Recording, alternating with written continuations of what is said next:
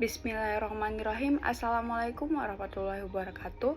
Perkenalkan, nama saya Mazdia Mawada, mahasiswa pendidikan matematika, program pendidikan profesi guru prajabatan, gelombang kedua tahun 2023 Universitas Muhammadiyah Jakarta.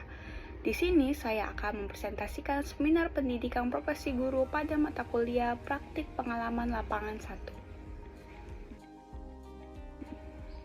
Beberapa hal yang akan saya bahas yaitu latar belakang praktik pengalaman lapangan 1, review pengalaman belajar, refleksi pengalaman belajar, analisis artefak pembelajaran, pembelajaran bermakna, dan perubahan yang akan dilakukan. Latar belakang praktik pengalaman lapangan 1 atau PPL merupakan mata kuliah inti yang harus ditempuh oleh mahasiswa PPG Prajabatan untuk mengembangkan dan memperkuat kompetensinya dalam melaksanakan tugas sebagai pendidik profesional di sekolah. Proses pengembangan kemampuan mengajar para calon guru ditempuh dengan menerapkan prinsip yang diajarkan oleh Ki Hajar Dewantara, yaitu mengamati, menirukan, dan mengembangkan. Mahasiswa PPG belajar mengembangkan identitas guru dan proses pembelajarannya dengan mengintegrasikan pemahaman analitikal konteks satuan pendidikan tertentu dengan konsep dan praktik mata kuliah inti lainnya.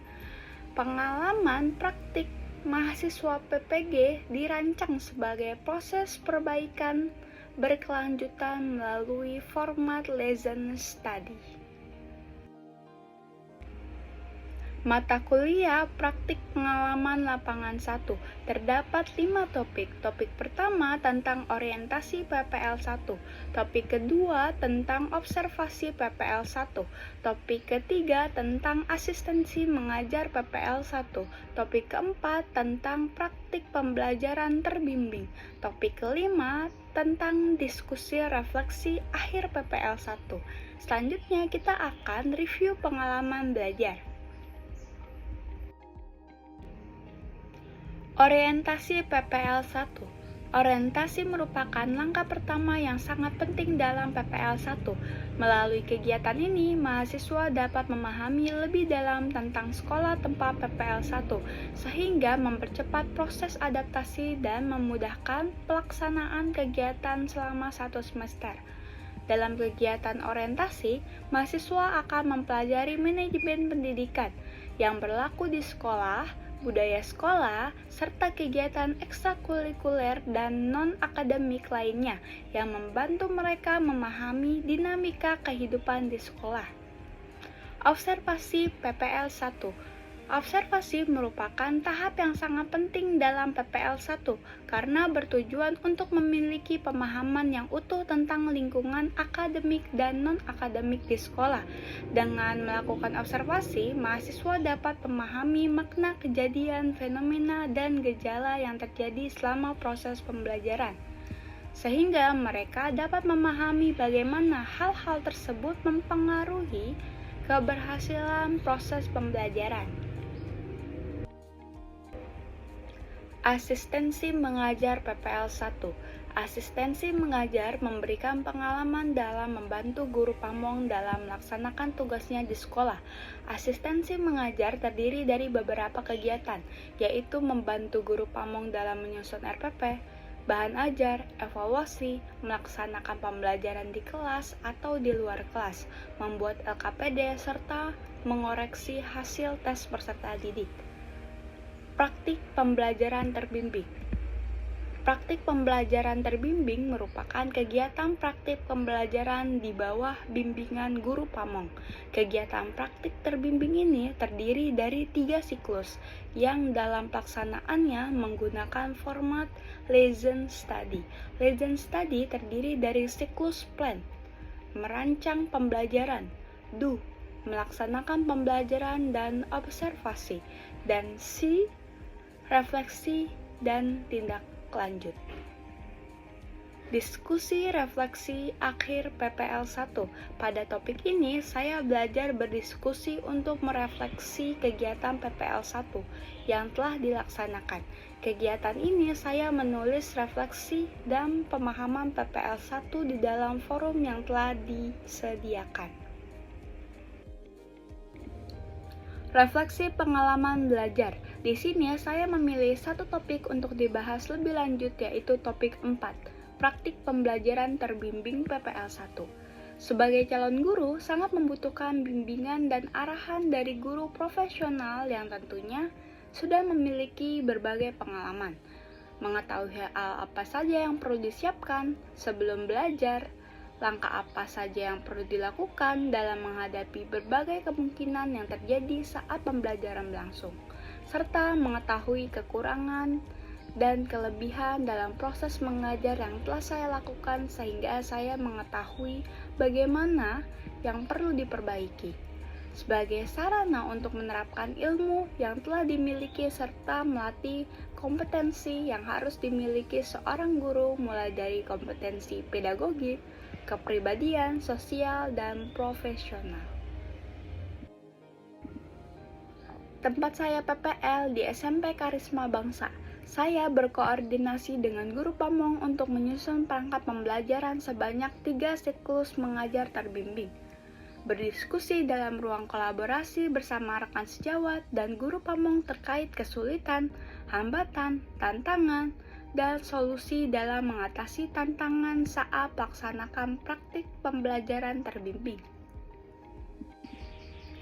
Analisis artefak pembelajaran.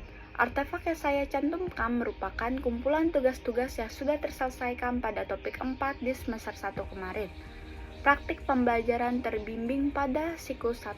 Di sini saya mengajar di kelas 7 MIT sebanyak 16 peserta didik. Saya mengajarkan mata pelajaran matematika tentang materi konversi antar unit untuk area. Berikut ini adalah link dan dokumentasinya.